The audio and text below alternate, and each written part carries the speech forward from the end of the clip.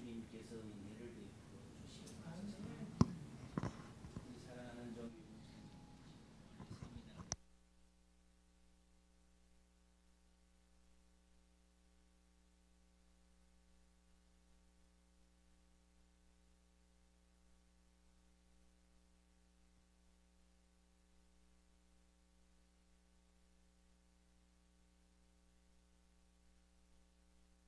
이름으로 기도합니다.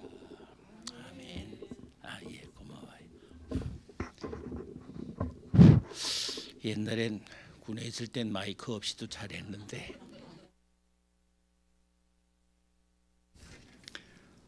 시간이 많이 흘러서 목소리도 좀 가고 그래요.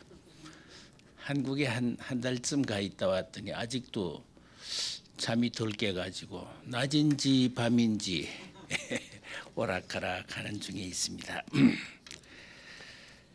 네, 이번에 한국 가서 형편을 한국의 사정들을 보고 듣고 하면서 또 한국 교인들과 더불어 얘기하던 얘기를 오늘 이 시간 함께 좀 몇 부분이라도 같이 나눌까 생각합니다. 제가 한국 가서 두루두루 하던 얘기들을 뽑아보니까 굉장히 많더라고요. 이거 다 얘기하려면 밤새야 될 것 같으니까 그래서 몇 가지만 골라서 여러분들하고 나누려고 합니다. 여러분 하나님의 말씀을 찾을까요? 이사야서 5장 1절부터 8절까지 우리 서로 교독해서 읽겠습니다. 저 혼자 읽는 것보다. 이사야서 5장 1절부터 고맙습니다. 8절까지입니다. 제가 먼저 첫 절을 읽습니다. 이사야서 구약 성경 내 성경으로는 973페이지인데 이사야서 5장입니다.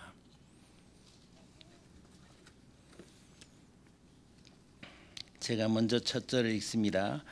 나는 내가 사랑하는 자를 위하여 노래하되 내가 사랑하는 자의 포도원을 노래하리라. 내가 사랑하는 자에게 포도원이 있으며 심히 기름진 사내로다.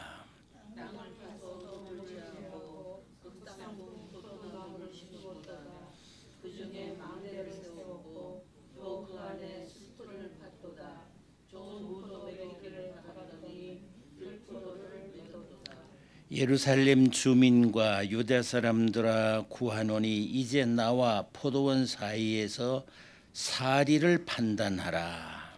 내가 내 포도원을 위하여 행한 것 외에 무엇을 더할 것이 있으랴. 내가 좋은 포도 맺기를 기다렸거늘 들포도를 맺음은 어찌 됨이고. 이제 내가 내 포도원에 어떻게 행할지를 너희에게 이르리라. 내가 그 울타리를 걷어 먹힘을 당하게 하며 그 담을 헐어 짓밟히게 할 것이요. 내가 그것을 황폐하게 하리니 다시는 가지를 자름이나 부글부글 두지 못하여 찔레와 가시다는 것이며 내가 또 그에게 명하여 그 위에 물을 내리지 못하게 하리라 하셨으니 물은 만군의 여호와의 포도원은 이스라엘 족속이요 그가 기뻐하시는 나무는 유다 사람이라. 그들에게 정의를 바라셨더니 도리어 포악이요 그들에게 공의를 바라셨더니 도리어 부르짖음이었도다.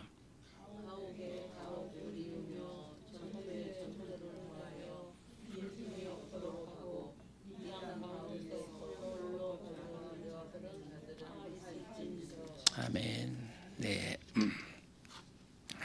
조금 있다가 이제 신약 성경도 한 토막 보려고 합니다. 서로 연결해서 우리가 이해를 하게.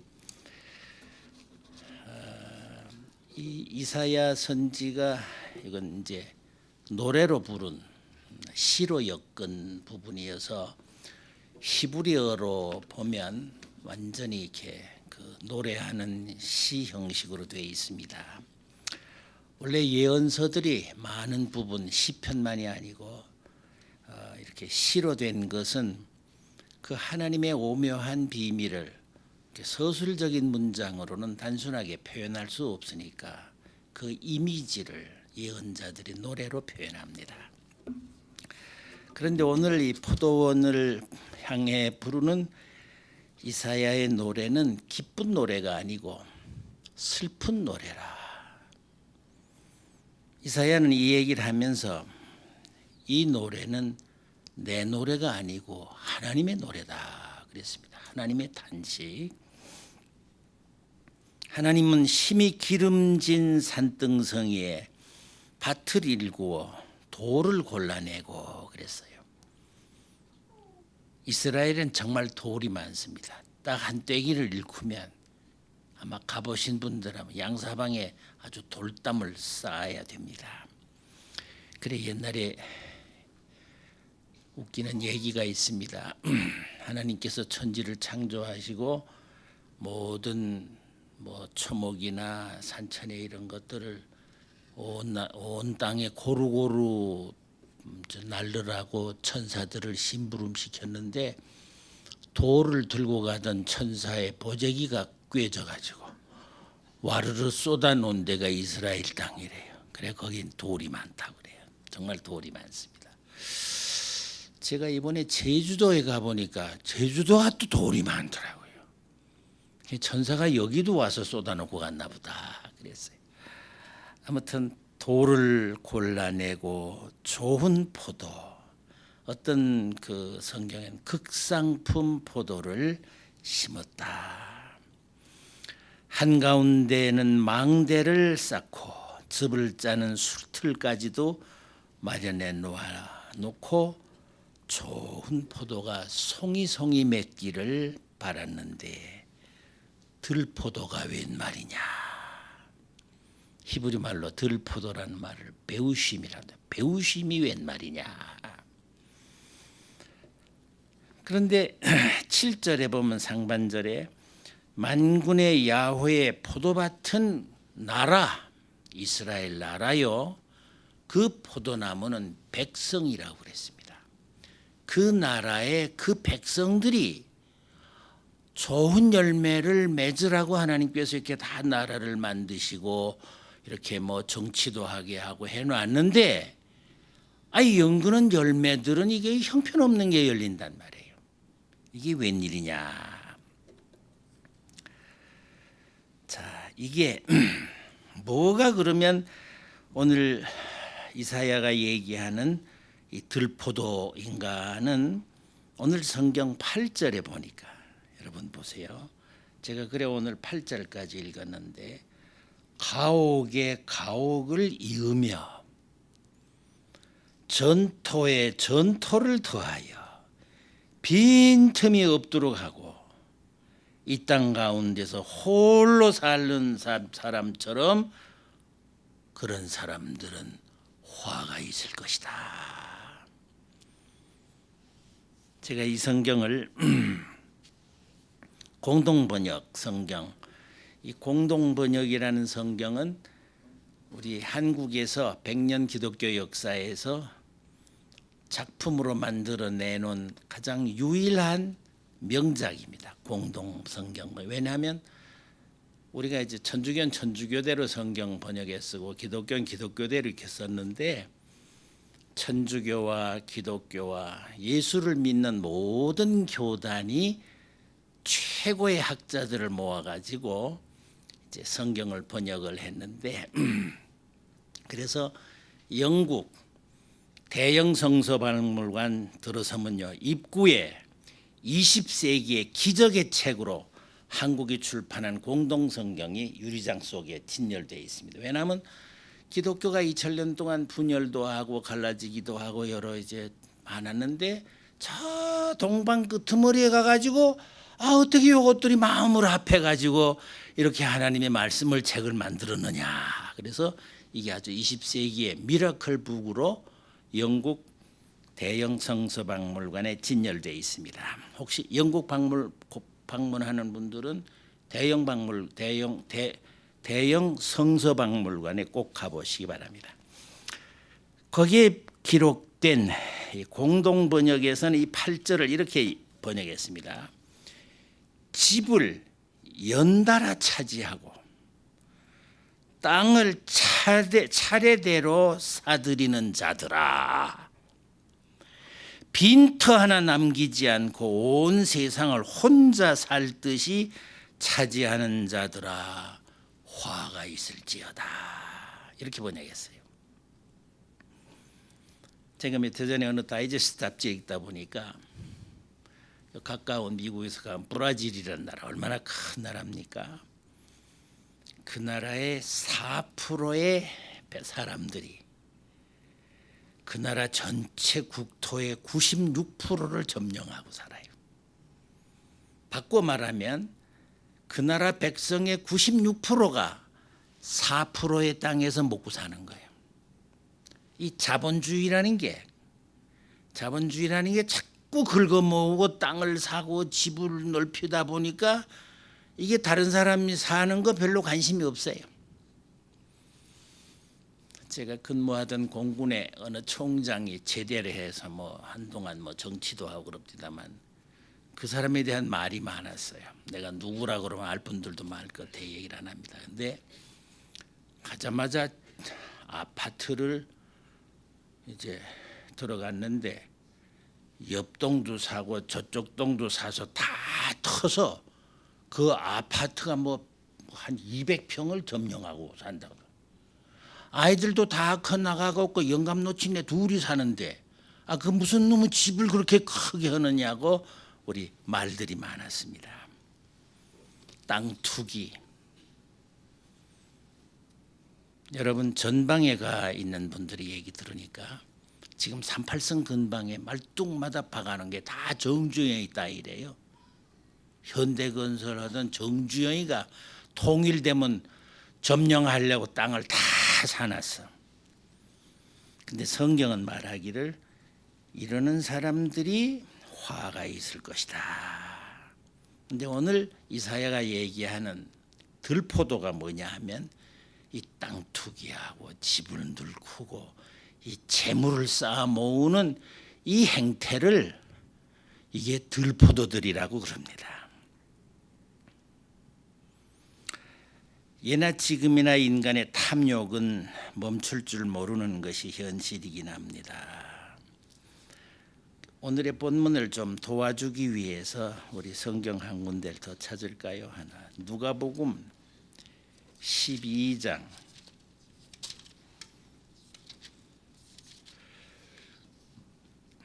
누가복음 12장 13절부터 23절까지 또 우리 성경 공부하는 시간이니까 같이 교독해서 읽읍시다.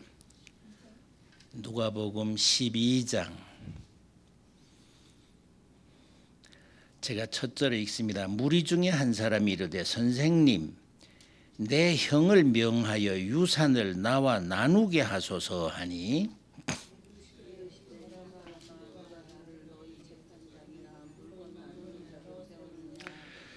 그들에게 이르시되 삼가 모든 탐심을 물리치라. 사람의 생명이 그 소유에 넉넉한 데 있지 아니하니라 하시고 또 비유로 그들에게 말하여 이르시되 한 부자가 그 밭에 수출이 풍성하며 심중에 생각하여 이르되 내가 곡식 쌓아둘 것이 없으니 어찌할까 하고 또 이르되 내가 이렇게 하리라 내 곡간을 걸고 더 크게 짓고 내 모든 곡식과 물건을 거기 쌓아두리라. 또 내가 내 영혼에게 이르되 영혼아 여러 해 쓸 물건을 많이 쌓아두었으니 평안히 쉬고 먹고 마시고 즐거워하자 하리라 하되 하나님은 이르시되 어리석은 자여 오늘 밤에 내 영혼을 쫓아주리니 그러면 내 준비한 것이 누구의 것이 되겠느냐 하시니 자기를 위하여 재물을 쌓아두고 하나님께 대하여 부요하지 못한 자가 이와 같으니라. 네, 22절 또 읽으십시오. 23절까지 봅시다. 또 제자들에게 이르시되 그러므로 내가 너희에게 이르노니 너희 목숨을 위하여 무엇을 먹을까 몸을 위하여 무엇을 입을까 염려하지 말라. 다 같이 읽읍시다. 목숨이 음식보다 중하고 몸이 의복보다 중하니라. 이사야가 얘기하는 우리 8절의 내용하고 누가복음 12장 13절 이하를 보면 상치가 돼요. 형이 재산을 독차지하고 있는 거예요. 그래서 동생이 예수님 찾아와서 가만히 예수님 하는 걸 보니까 진보주의자 같거든. 그래서 예수님 보고 형 보고 좀 야단쳐서 좀 나눠 재산 좀 나눠 갖게 해 주십시오. 이제 그런 청을 드렸습니다. 문제는 돈인데 재산인데 들포도가 되는 원인이 어디 있냐 하면 재산 때문에 생기는 일입니다. 한쪽은 쌓아두려고 그랬어요. 그렇죠? 이사야가 얘기한 8절 이하에 보면 집에다 집을 더 연결하고 땅에다 땅을 더 잇고, 유대 나라는 이게 굉장히 아주 심각한 죄악입니다. 왜냐하면 여호수아가 이스라엘 들어왔을 때 다 지파에게 땅을 이렇게 나눠 줬거든요. 근데 한 몇십 년 지나면 자꾸 팔아먹는 놈이 있고 더 사는 놈이 있고, 이게 말하자면 지파의 소유가 이게 변경되는 거예요. 그래서 우리 성경의 희년이라는 게 뭡니까? 50년 지나면 다 선을 그어서 원래대로 돌아가는 거예요. 다 도로 팔아먹은 사람에게 도로 주고 빼앗은 사람에게 도로 다 토해내도록 하는 게 그 희년의 원리입니다. 자, 이 돈이라는 건 한쪽은 쌓으려고 그러고 한쪽은 나눠 가지자고 그러는 거예요. 돈은 벌어야 되는 것이잖아요. 자본주의는 벌어야 하는 주의입니다. 많이 벌자 이거죠. 안 벌면 안 되죠. 먹고 살아야 되니까. 먹고 살 만큼만 벌면 좋은데 이게 천문학 숫자로 올라가니까 문제가 된 거죠. 또 사회주의는 뭡니까? 공산주의는 나눠 가지자는 거예요. 너무 쌓아도 안 되고 벌지는 않고 풀어 헤쳐서 흥청멍청 나눠 먹기만 하면 망하는 길밖에 없죠. 몇 해 전에 보니까 그리스라는 나라가 나눠 먹기만 하다가 나라가 망할 꼴이 돼가지고 뭐 IMF를 신청하고 구라파가 다 흔들흔들한 적이 있습니다. 자, 그래서 이게 돈을 버는 거하고 나누는 거하고 이게 오늘 현대 사회에서 아주 중요한 두 사조가 우리에게 있습니다. 그동안 우리나라가 경제가 부흥되면서 교회도 덩달아 자본주의가 기독교인 것처럼 생각하며 기도하는 사람들이 많습니다. 교회도 믿음도 어쩌다 보니 모두 잘 먹고 잘 사는 게 믿음인 줄 알아요.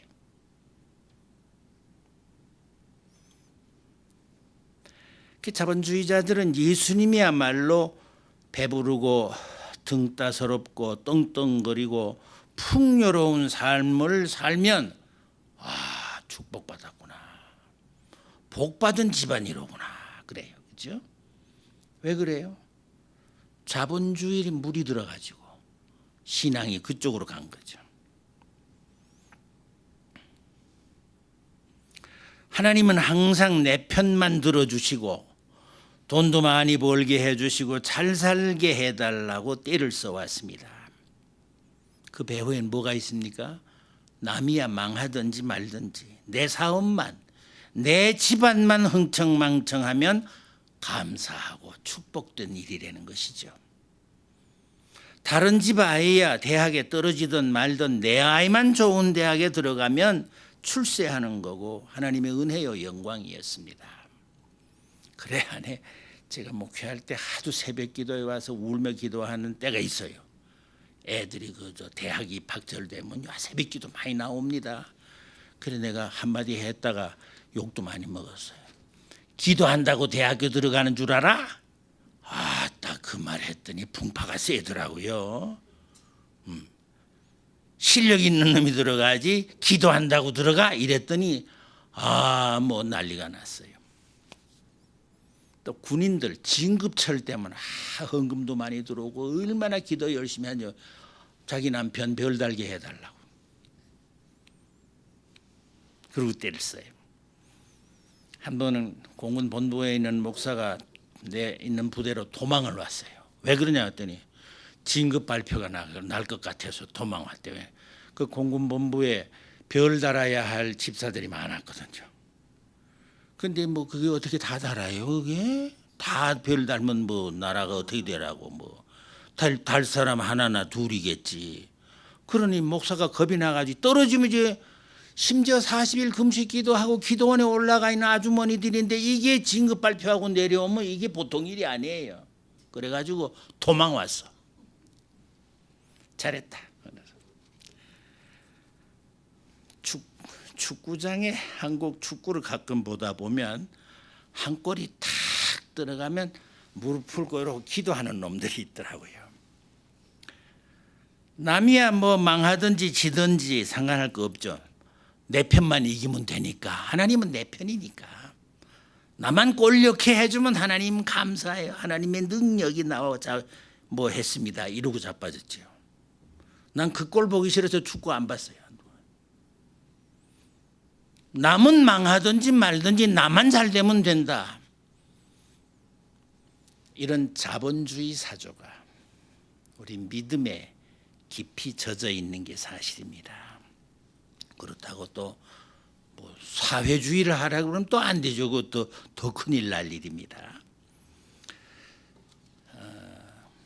얼마 전에 한 대학 교수의 얘기가 있었는데 오차노라고 하는 사람이요. 교수도 못 돼서 대학 강사더라고요. 책을 썼는데 우리는 차별에 찬성한다. 한국 교육 현황이 어릴 적부터 스펙을 쌓아가다 보니까 1등은 하나만 나와요. 나머지는 다 패배자들이에요. 수십만 수백만 명이. 그래 아이들이 어떻게 생각하냐면 1등 하는 놈 할 수 없어. 그럼 서울대 갈 놈이고 나는 모자라는 놈이야. 내 능력 가지고는 서울대학 못 가. 실패와 좌절을 자신의 무능력 탓으로 믿고 차별을 당연시하고 삼성에도 못 들어가 또 자기를 쓰레기 취급을 하는 것을 운명처럼 받아들인 괴물들이 대량 생산되는 곳이 학교다 이거예요. 이런 패배주의의 괴물들을 생산해내는 교육 환경이 과연 얘네들이 자라서 이 나라에 뭐 어디에 기여할 거냐 그 말이죠. 뭐 미국엔 보니까 빌 게이츠도 그렇고 스티브 잡스도 그렇고 대학이라는 거 잘 못했더라고요. 교육 환경에도 우리 집사님 학교에 오래 있었습니다마는 미국 학교엔 석차를 안 매기잖아요. 1등이 누군지 몰라. 한국에는 1등이 딱 나오거든. 또 서울대학 갈 놈이 딱 정해져 있어. 이 교육 환경이 어떻게 될 건가. 그래서 돈을 모아서 쌓아두느냐 하는 자본주의 사상과 돈 가진 자들을 때려 부셔서라도 나눠 가지자고 하는 공산주의 사상이 오늘 이 현대를 지배하고 있는 두 사조입니다. 그래서 공산주의하고 이 무슨 자본주의 사상 이런 거는 좀 복잡하니까 빼놓고 지나가겠습니다. 그러면 자본주의 속에 있는 한 재미있는 상황을 살펴볼 필요가 있어요. 자본주의의 모체가 되는 사조를 유틸리테리아니즘이라는 소위 공리주의라는 사조가 19세기 영국에서 시작돼요. 그걸 바탕으로 실용주의하고 자본주의가 형성됩니다. 그러면 이 주의의 모토가 뭐냐면은 최대 다수의 최대 행복이에요. 많이 벌고 많이 행복해지는 게 좋은 거라는 거죠. 그게 선입니다.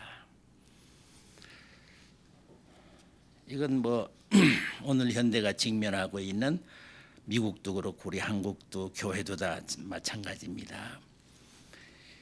이 사조를 아주 예리하게 꼬집은 하버드 대학의 한창 요 사람 이 양반 한국에도 이제 번역이 많이 돼서 인기가 있던데 마이클 샌델이라는 사람.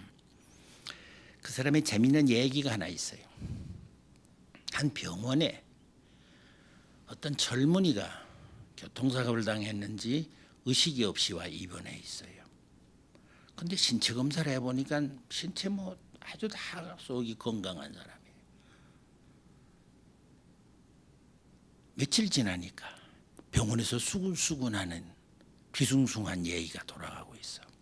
뭐냐면 그 병원에 모르겠어요. 대통령도 입원해 있는지 뭐 회사 회장도 입원해 있고 연예인도 있고 대학 교수도 여러 유력한 사람들이 어떤 사람은 신장이 필요하고 어떤 사람은 간이 필요하고 어떤 사람은 심장도 필요하고 눈도 필요하고 그래서 이제 무슨 생각이 나냐면 이 훌륭한 많은 사람들을 살리려고 이거 이름도 없는 거 한 마리만 잡으면 많은 사람을 살릴 수 있겠단 말이야. 에? 이게 아직 깨나지도 못한 거 신분도 몰라. 소문 보니까 다 신장도 좋고 심장도 좋고 다 좋단 말이야. 어떻게 생각해요? 그까짓 한 마리만 잡으면 최대 다수의 최대 행복이 오는데 이게 오늘날 자본주의가 가지고 있는 정의 개념입니다. 이게 선이라는 게 이게 좋은 일이잖아요. 하나만 눈 딱 감고 잡으면 많은 사람을 살려낼 수 있으니까. 뭐 가난한 사람 좀 생기면 어때? 나만 돈 많이 벌면 되는 거니까.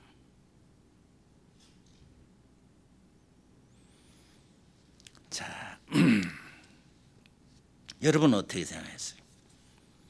까짓 뭐 이름도 없는 거 하나 잡으면 많은 사람이 살아나는데 내가 병원에 누워 있다고 해도 그거 하나 잡아서 그냥 나한테 넣어주면 난 살아날 것 같은데 그럼 내가 많은 일을 더 하면 되잖아요. 그 사람 몫을 얻으러. 제가 이번에 한국에 가서 몇 가지 본 게 있습니다. 제주도를 갔댔어요. 한 2주간 있었는데 여기 콜로라도 스프링스에 있는 우리 우리 교단 이명태 목사가 거기 여러 해 댕기면서 4.3 사태 때 6.25를 전후해서 제주도민이 한 4만 명, 3만 몇천 명이 죽었습니다. 그 4.3 사태라는 게 이승만이 보낸 경찰과 군인들이 낮에는 마을에 돌아다니면서 어젯밤에 공비 내려온 거 공산당이 내려온 놈들 밥해 먹이고 짐 져준 거 그냥 공산당이라고 다 죽이고 밤에는 공산당이 내려와서 국군이 내려와가지고 너희들 보고 뭐라고 그랬어? 그래가지고 또 다 죽이고 밤에는 공산당이 내려와 죽이고 낮에는 아군이 가서 죽이고 수만 명의 피를 흘린 땅이 제주도라는 땅이에요. 그래서 이 김대중 시절에 그거를 또 무슨 아주 희생 뭐 유명한 걸로 만들려고 하다가 완성은 못했지만 왜 많은 사람이 죽었는데 그게 사실은 공산당 때문에 일어난 일이거든. 낮에는 민주주의, 밤에는 공산주의. 공산주의가 뭔지 민주주의가 뭔지도 모르는 불행한 백성들만 떡이 되게 죽어간 사건이 4.3 사태였습니다. 자, 돈이 모여야 하느냐, 나눠 먹어야 하느냐 이 문제가 밀고 땡기기 시작한 지가 해방될 때부터 지금까지 이 나라가 그걸 겪고 있어요. 이게 이사야가 보기에는 이거 배우심이야. 돈 가지고 끌어모으자, 나눠먹자 치고받고 하는 이 두 사조가 싸움하는 게 이게 들포도의 열매라는 거예요. 우리나라가 지금 거기 잡혀 있어. 젊은이들은 다 나눠 먹자주의요. 그래서 이번에 선거할 때도 여러분들 혹 구경하셨는지 모르겠어요. 아주 재밌는 선거를 합니다. 새로 된 대통령의 약속을 어떤 분이 계산해 보니까 뭐 노인들 어떻게 하면 뭐 30만 원씩 주고 누구는 뭐 애 낳으면 뭐 몇십만 원씩 주고 그 준다고 한 약속을 계산해 보니까 우리나라의 재정 가지고는 도무지 나라를 팔아도 못 나눠주게 생겼어. 근데 엊그저께 인천공항에 가서 거기 그 근무자들 가운데 그 말하자면 정상적이지 못한 걸 뭐라고 그래? 비정규직인가? 그거 이제 비정규직 제로 시대를 만들겠다고 그랬어요. 그러니까 각 대학의 또 시간 강사들이 우리도 비정규직이라 이거요. 데모하고 나오더라고요. 이제 그거 이제 문 대통령이 다 먹여 살리려면 나라라면 한 100개는 팔아야 될런지도 모르겠어요. 돈이 있어야지. 나는 이렇게 흥청망청 나눠 먹자는 주의. 또 옛날에는 긁어 모아서 재벌을 키우고 돈을 쌓자는 주의. 이게 말하자면 들포도 시대라는 겁니다. 이게. 그래 예수님이 오늘 청년이 와서 하는 얘기에 이런 지하에 내가 뭐 돈이나 나눠주는 사람인 줄 아느냐고. 그러면서 하시는 말씀이 어리석은 부자 얘기를 해요. 어리석은 부자야. 오늘 밤 내 영혼을 불러가면 그 모든 것이 누구의 것이 되겠느냐. 오늘 7절 하반절에 보면 이렇게 나옵니다. 이스라엘은 만군의 주님의 포도원이고 유다 백성은 주님께서 심으신 포도나무다. 주님께서는 그들이 선한 일 하기를 기대하셨는데 공평을 기대하셨는데 보이는 것은 살육뿐이구나. 주님께서는 그들이 옳은 일 하기를 기대하셨는데 들리는 것은 그들에게 희생된 사람들의 울부짖음뿐이다. 자, 이 재화가 한 나라에서 백성들에게 주는 영향이 굉장히 크거든요. 그래서 예수님이 그러셨습니다. 돈이 필요하긴 해. 먹고 살아야 되니까.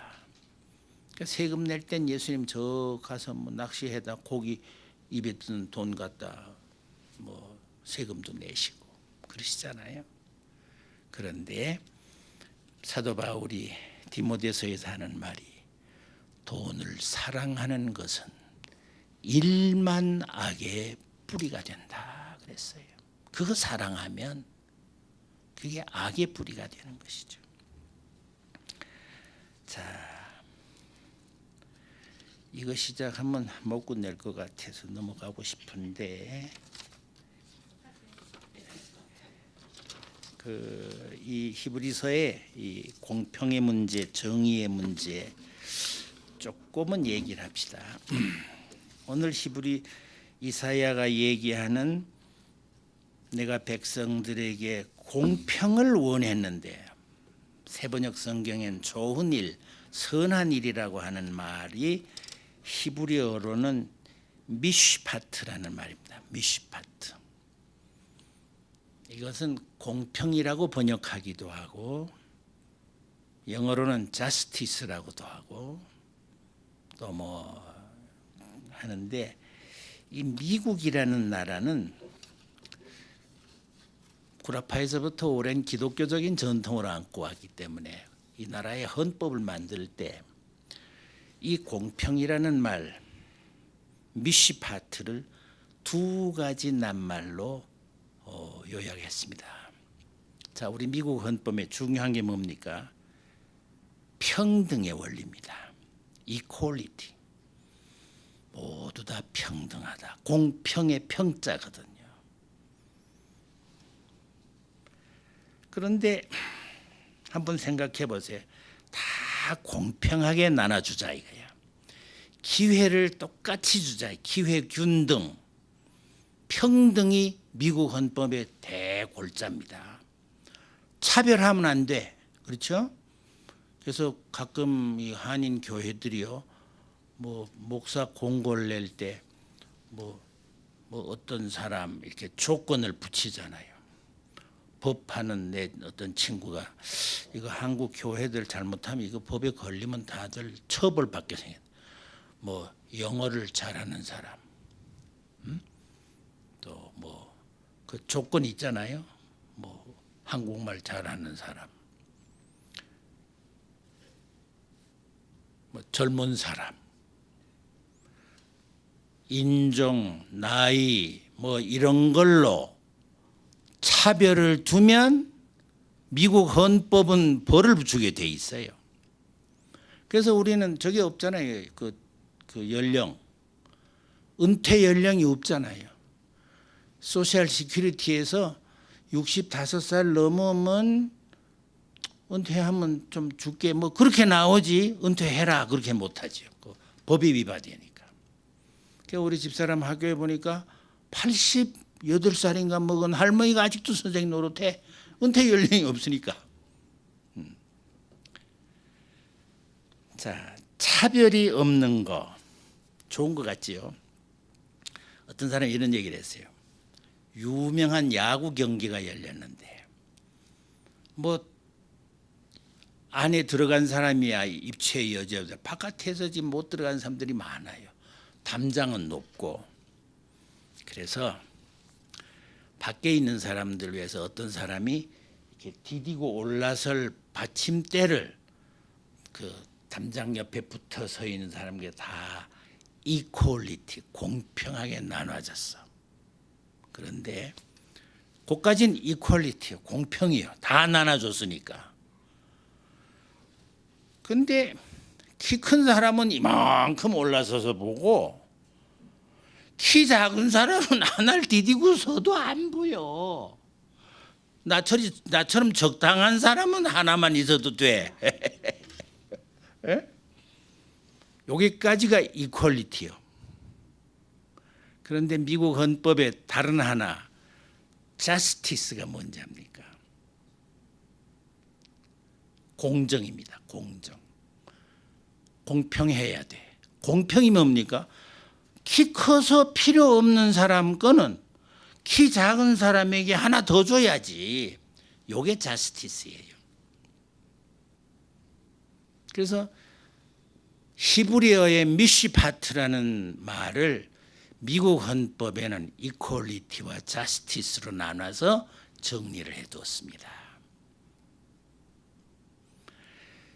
이 정의의 얘기를 하려면 또 밤이 새죠. 정의.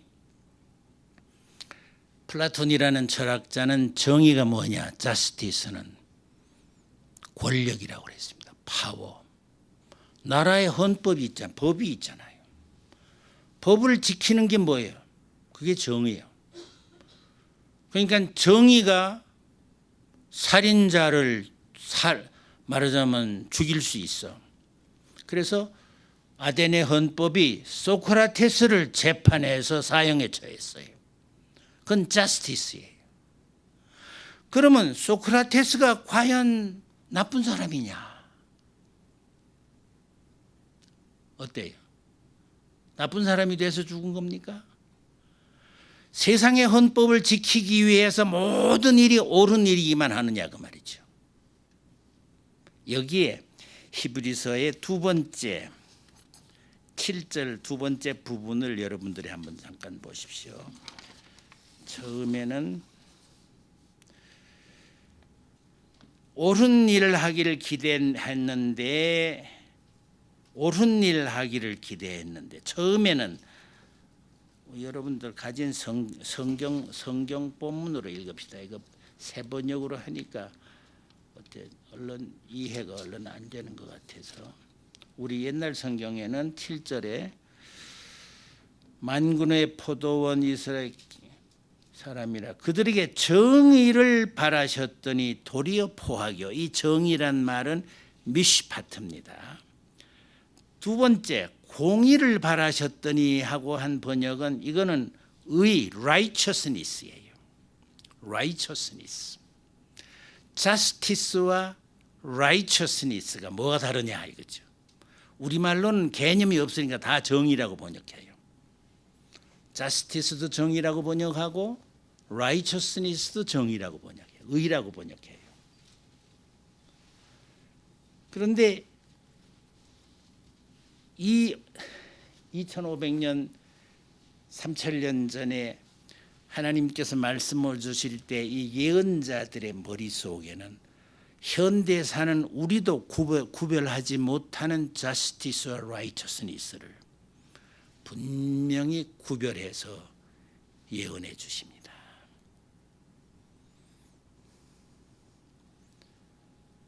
어느 대학 강사가 우리 한국에는 이 justice와 righteousness를 구별할 만한 개념이 없다고 그랬어요. 21세기를 사는 우리들에게 이 구별이 안 돼. 근데 그 옛날 3000년 전에 하나님이 쓰시던 종들 머릿속에는 이 justice와 righteousness가 선명하게 백성들을 향해서 이게 선행되지 않으면 잡초들로 들포도들로 전락되는 것으로 봤던 거거든요. 과연 지금 이 한국 땅에 대통령도 세우고 뭐 여러 가지 법도 고치고 뭐 애를 쓰겠지만은 과연 이 나라 이 백성들에게서부터 이 들포도를 걷어내고 하나님이 기뻐하실 만한 의로운 열매를 엮을 수 있는 희망이 있느냐 그 말이죠.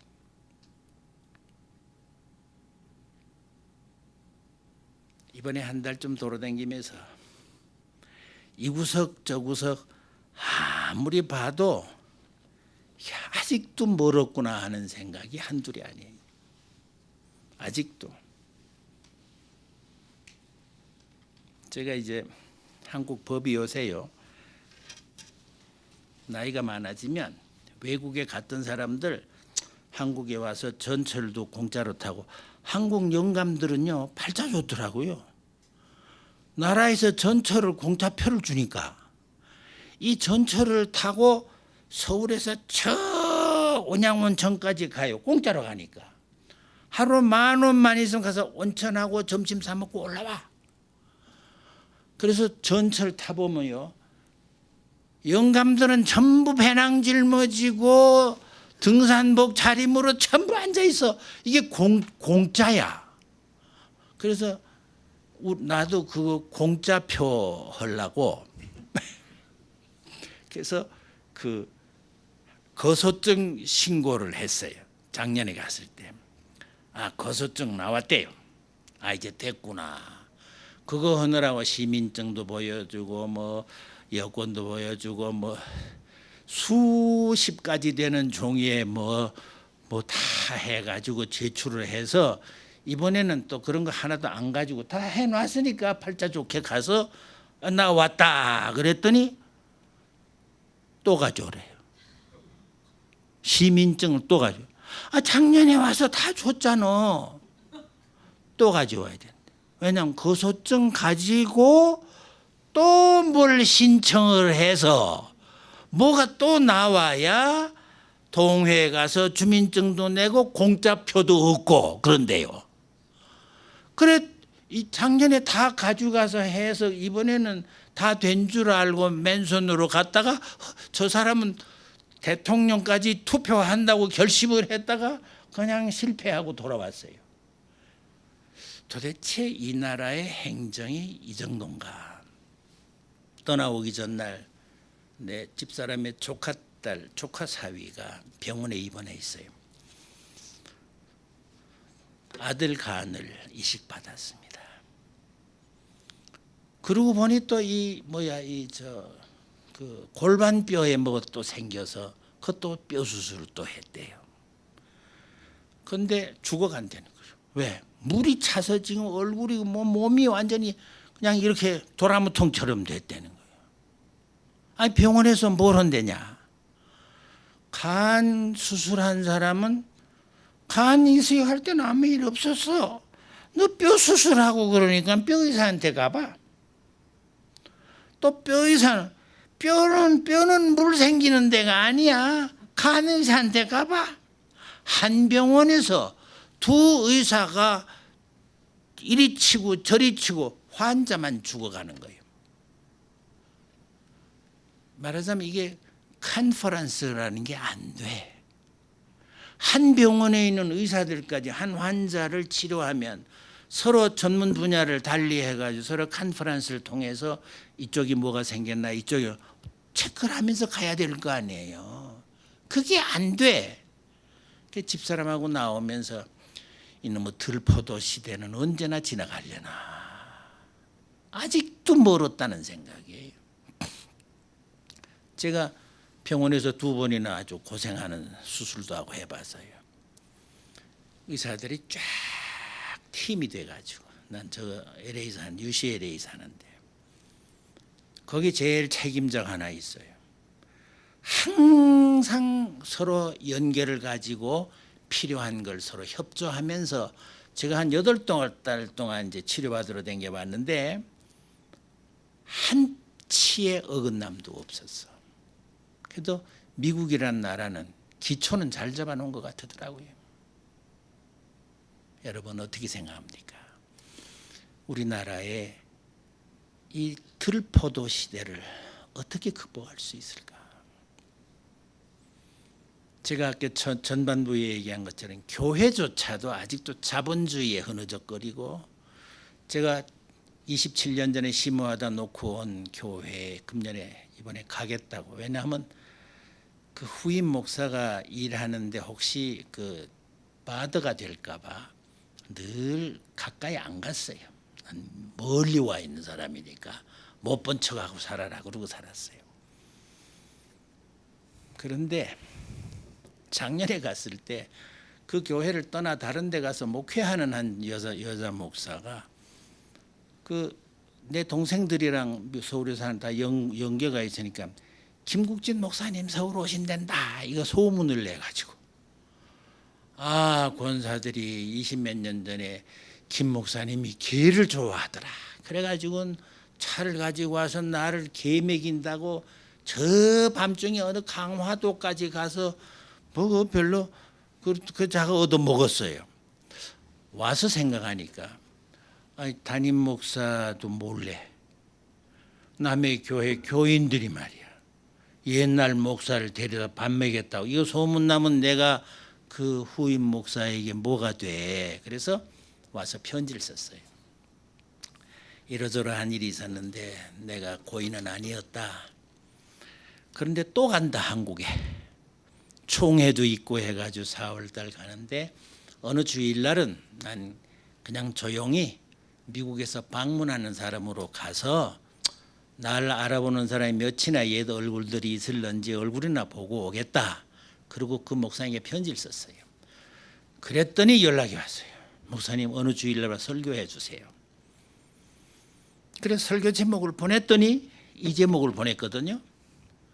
당장 연락이 왔어요. 목사님 우리 교회요 좌파도 있고 우파도 있고 이거 어느 파를 들었다간 큰일 납니다 그래요. 그 내가 이 멍청한 녀석아 목사가 무슨 파 얘기를 하려고 그러냐. 나는 하나님 얘기하러 간다.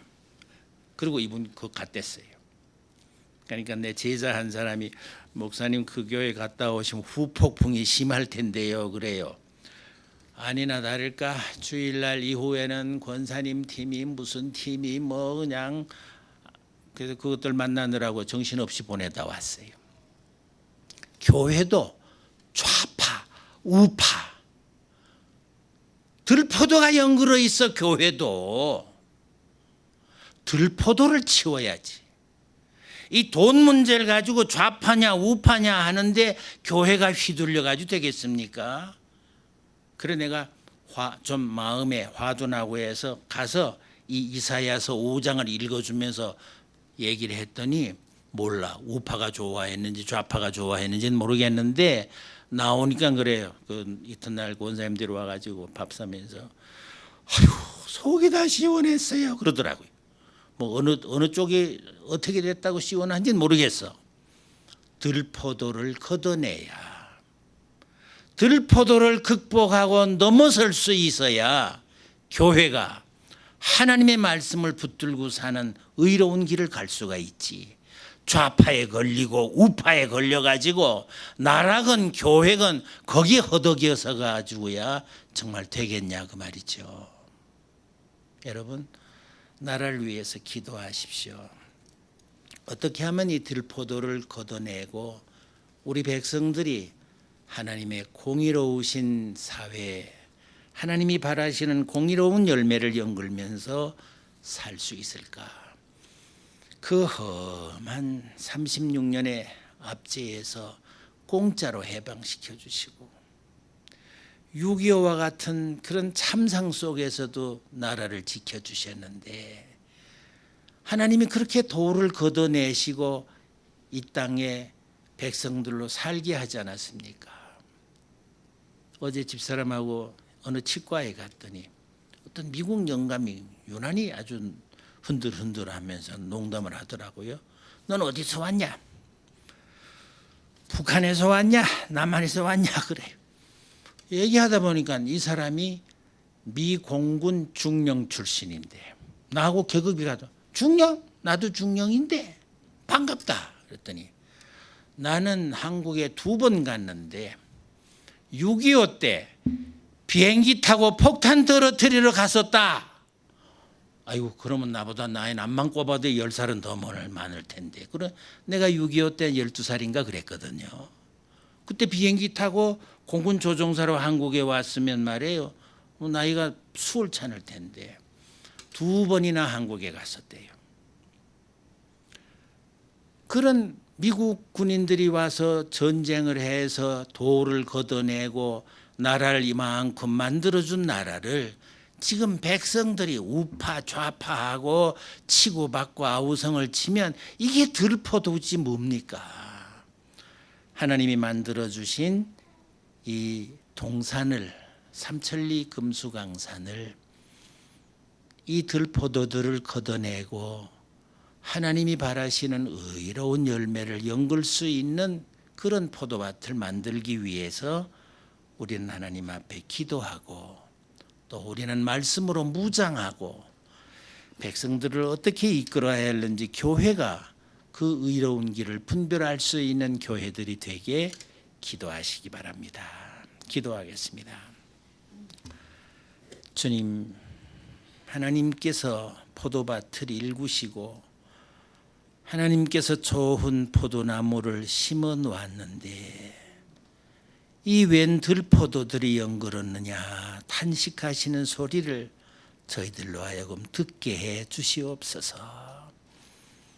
저희들로 하여금 하나님의 말씀과 그 지혜를 가지고 우리 백성들이 이 들포도 시대를 넘어 의로운 아름다운 열매를 연글 수 있는 좋은 나라를 만들 수 있도록 우리 주님께서 저희들과 동행해 주시고 저희들이 두고 온 땅에 하나님의 은혜와 능력이 함께 역사하시며 교회들이 어두운 잠에서 깨어날 수 있도록 주님께서 능력을 베풀어 주시옵소서. 그래서 우리가 늘 기도하는 이 기도가 응답되어 좋은 열매 맺게 도와주시기를 원합니다. 이제는 우리 다 한 목소리로 주님께서 가르치신 기도문을 고백하겠습니다. 하늘에 계신 우리 아버지여 나라의 마옵시며